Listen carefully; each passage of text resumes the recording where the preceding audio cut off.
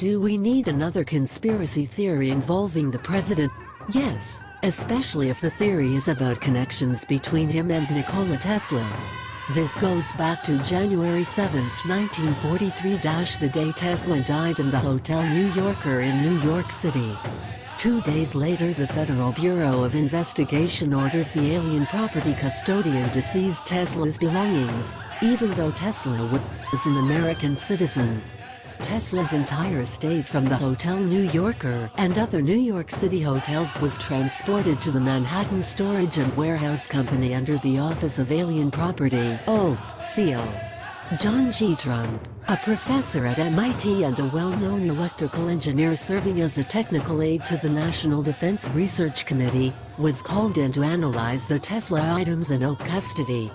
That's from Wikipedia, not WikiLeaks, and John G. Trump is the late uncle of the current president-elect. Dr. Trump died in 1985, but he had a known influence in 2016 on what voters thought of his candidate nephew. My father's brother was a brilliant man. We have very good genetics. Donald Trump also revealed that his uncle would tell me many years ago about the power of weapons someday, that the destructive force of these weapons would be so massive that it's going to be a scary world. Was a brilliant Dr. Trump telling his young nephew about what he saw in the things taken from Nikola Tesla's hotel room, the room whose contents the FBI took possession of in order to look for Tesla's alleged death ray? Tesla's thoughts and efforts during at least the past 15 years were primarily of a speculative, philosophical, and somewhat promotional character, often concerned with the production and wireless transmission of power, but did not include new, sound, workable principles or methods for realizing such results. So John G. Trump saw no value in the papers of Nikola Tesla, despite what others thought, and claimed a box containing part of the death ray only held a 45-year-old multi-decade resistance box. Dr. Trump also didn't seem to think there was anything wrong with how Tesla's belongings were confiscated by an order of the Office of Alien Property, even though Tesla was not an alien, but an American citizen and a fellow New Yorker. Perhaps Uncle John had more influence on his nephew than just genetics. Then there's the FBI files on Tesla released in September of this year. One document says, the Soviet Union has allegedly had access to some of Tesla's papers, possibly in Belgrade and or elsewhere, which influenced their early research into directed energy weapons, and, name deleted, fills access to much of Tesla's papers on lightning, beam weapons and or death rays would give him more insight into the Soviet beam weapons program. The Soviet Union allegedly had access to papers on Tesla's death ray, the one that Dr. Trump called speculative. Could those papers now be in the possession of the leaders of Russia? Isn't that where a Tesla tower is located? So the country possessing Tesla's paper is the same country that seems to be popping up in the latest news stories about the president-elect, his connections to that country's leader, alleged election hacking, and a possible Secretary of State nominee with strong business relations going up to the very top. Shouldn't someone be looking at these connections between Donald Trump and Nikola Tesla a little more closely, especially with their connections to Russia? So we got to understand that they are arming themselves to wage a war against us, and it's going to be called the war of law and order, because they're twisting it around. For 500 years, my people have resisted. For 500 years, we will resist again, if it becomes necessary. We want to be able to relate and communicate with all of the people that are living on this land.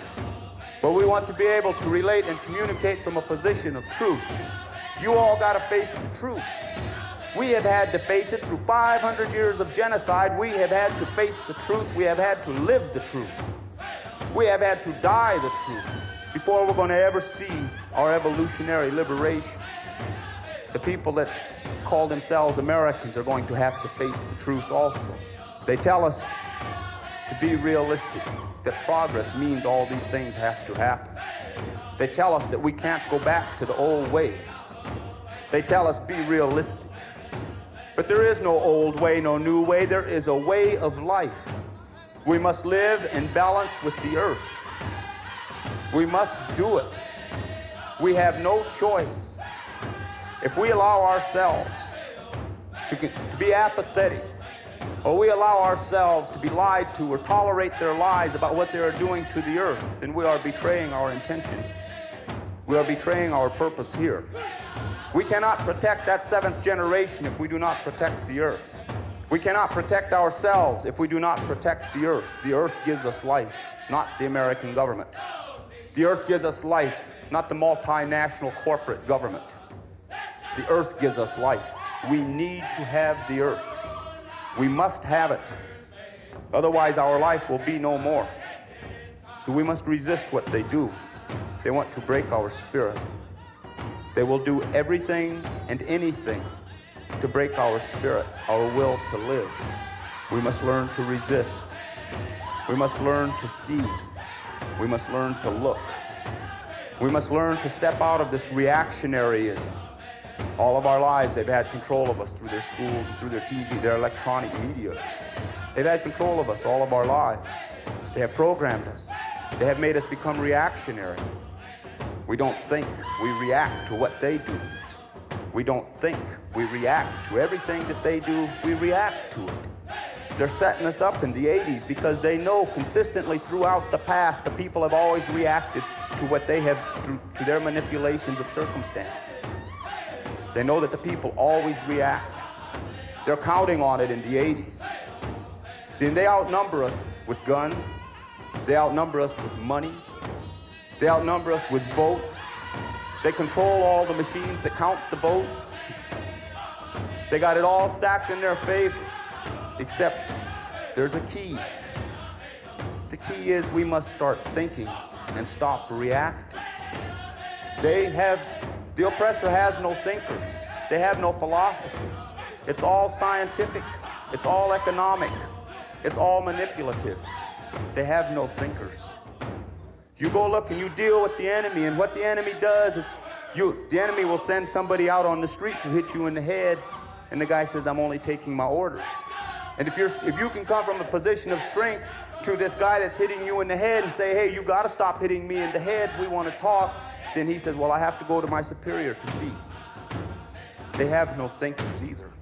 If we will start to think and we will learn to see what reality really is, we will outnumber them through the thinking process.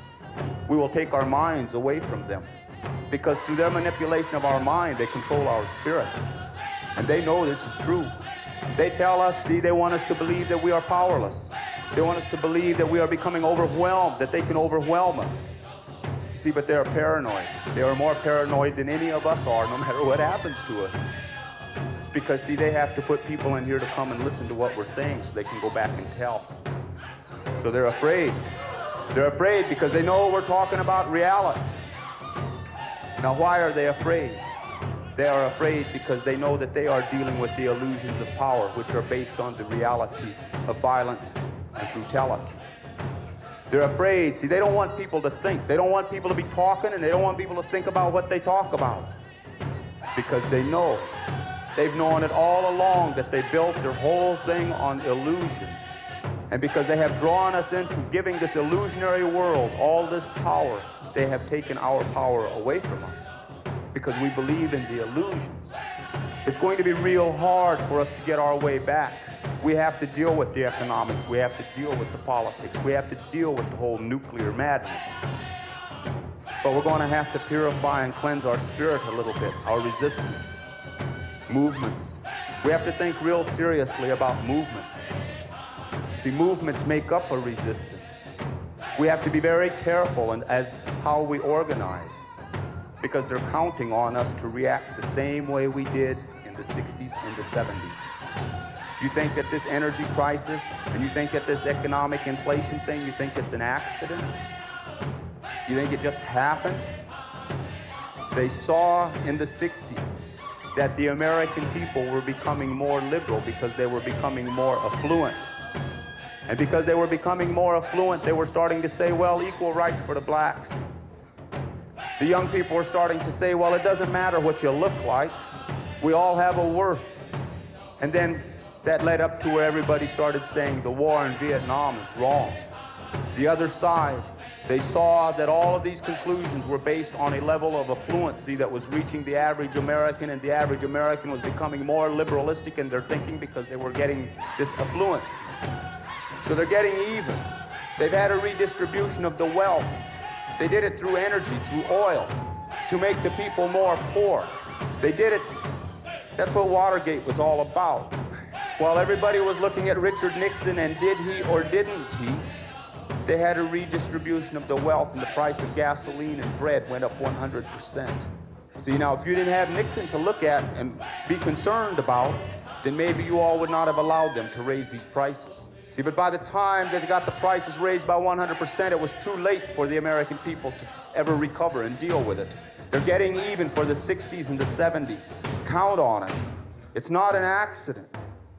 You've got a racist, class, sexist, ruling class power structure that exists in the world, and it's composed of heavy industrialists, the people who are part machine. And they intend that they're going to keep their hold on the world economics. We live in a machine world, an industrialized world. We got to deal with race. 2/3 of the world's natural resources are on non-white land because that's where 2/3 of the world population is. 1/3 of the world's resources, because of technology coming out of the white land, 1/3 of the world's resources are almost totally used up. But technology spreads like any disease. Technology spreads, so there's 2/3 with the majority of the world's population. They got all the natural resources, so at some point in the immediate future, they're going to have all the technology, which makes them the new machine power. And it changes the whole thing around, like they did to us. When they wanted our land in the Dakotas, they used their technology to stay ahead. They came and they gave us a few Winchester repeating rifles because they had Gatling guns. And then they could justify their murders, because America, the hypocrisy is they must arm you before they murder you. So that was how they went about it. We look at today and now, by creating a dependency on nuclear power, nuclear energy.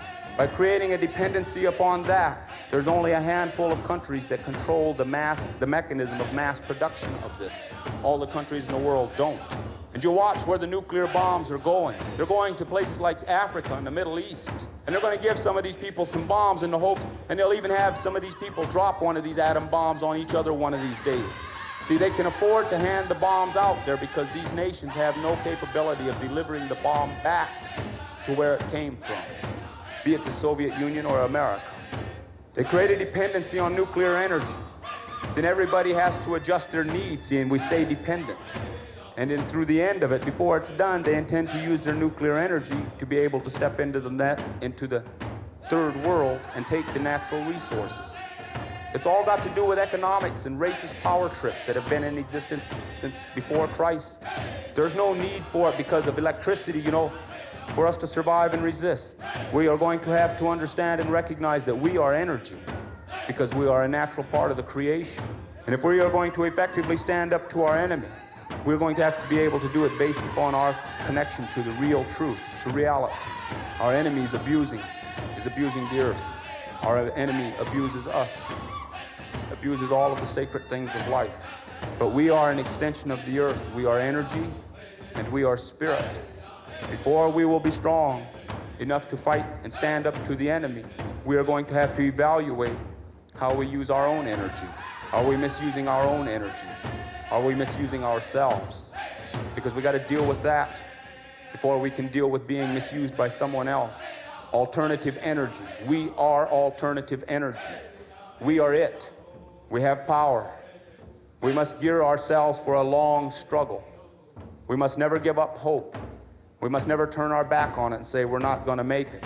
Because those who turn their back and say we're not going to make it, then they're not going to. That's it for them.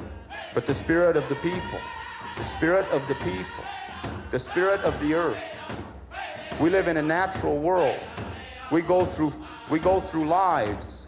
All of our ancestors who were here before us, all of our relations who were here with us and went into the spirit world, see, they didn't go to heaven or hell. They're here. They are spirit power. We connect with them. They will help us. They will help us to survive this thing, this madness that is coming, this machine madness that is being imposed upon all of us. What we must do is we must seriously think and consider our situation today as human beings. Because we're talking about sexism and ageism and racism and classism. We're talking about a nuclear attack against the earth. We're talking about a lot of things. They want to confuse us with nuclear bombs. They want to confuse us with the draft. They want to confuse us with the whole economics. But we must take a little bit of time every day anyway and put some of that confusion to the side and think about who we are in relationship to the earth. The earth has the ability to heal, and the earth has the ability to help us. The earth is power. We're looking to the wrong source for our power. And the more we look to the wrong source, the more powerless we become. And they will attack. You take that flower power movement that was in the middle 60s. These were young white people coming out of middle America. And these were the ones that were saying it doesn't matter what you look like or how you dress or how much money you make. And they became a threat to America. So America attacked them. America attacked them with LSD and speed and heroin and drugs. America took them and discredited them and said they're no longer flower power children who come from your middle class homes. They are drug addicts, and they had a generation gap. See, but everybody was so caught up in mind expansionism and idealism, they said, well, the LSD is a good thing for us and we really want it because it helps us to grow and see. But I consider it to be an act of war. The CIA was experimenting with LSD specifically for that purpose, to use it in chemical warfare, and they saw a whole segment of the American public was turning into a consciousness that talked about true human life values, so they dropped their LSD bomb. You see, because mind expansion and consciousness alteration was taking place. That's what the civil rights movement was. That's what the flower power movement was. That's what the anti-war movement was. There was people whose minds and their consciousness was expanding and starting to become more realistic. So they turned around and they dropped a few things on us to divert our energy. So we have to be very careful. We must always think. We must always look to see, because there's an answer for everything that is going on if we're willing to take the time to look for it and to see it. We are power. We are energy. We are spirit. We are the people. We want to be free. We want our liberation. Then we must take the responsibility that goes with liberation and freedom, and that responsibility is to be able to take the time to analyze and to think and to feel things out to their logical conclusion. Stay with these things to the end, to the good conclusion. We cannot come and get involved in this for a year or 2 years. We must pick our way of life and we must live to it. And no matter how hard anybody here thinks that it is, if you think about all of our relatives that are locked up in prison cells, think about how hard it is for them. But they're strong enough to endure. Well, we're out here. We should be strong enough to endure also. Think about all the women and children and men, the people that have had to endure centuries and centuries of oppression. Strong enough to endure. We must do that. We must find a way to communicate with each other. We must find a way to have a more open human compassion. We must go back to the ways of the earth. It's the only way we're going to protect the unborn. We must never quit. We must be resistance. We must build a resistance that passes on the information and the knowledge of our mistakes to the next generation. We must not become too movement-oriented where we get caught up in our own arrogance because we're chasing a cause. We must build our power. And we must understand that we build strong. We must build to survive. Not to change the politics right now. We must build to survive. Because pretty soon, a lot of these conversations will not allow them to take place anymore. Pretty soon, we're going to have to be looking at each other in a way where we're allies. There's going to come a time in our lifetime, and many of us will see it. There's going to come a time where we're going to have to run to each other for safety. That time is coming. And anyone who refuses to believe it, anyone who still believes the American lie, that it can't happen here, then you have our sympathy. And we do not mean to offend you. Stay with us as long as you can, and when you see it start to happen, then you make your decision. Because Reagan's not your enemy. Reagan's just, he's an actor. He's saying the words that somebody is putting into his hands to say. He's reading his script. And they got this thing well planned. And they intend that they're going to break the backbone of resistance in America. And they're going to do it under their so-called energy crisis. I don't know what the answers are or the solutions. But we know that, let's pray. Every day we could pray. We could pray to the earth. We could pray to the ways that we believe. And pray for some kind of understanding. And take a little bit of time to get to know ourselves and be comfortable with ourselves. Take a little time, see, because the enemy has come into us. The enemy is inside of us. The enemy exploits our ego, exploits our needs and our wants. You know, there are things in this world that we need to have to survive. And there are things in this world that we want because we want them. We are going to have to relearn the difference.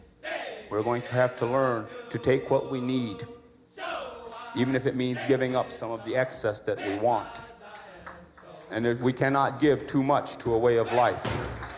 I thank you for your time.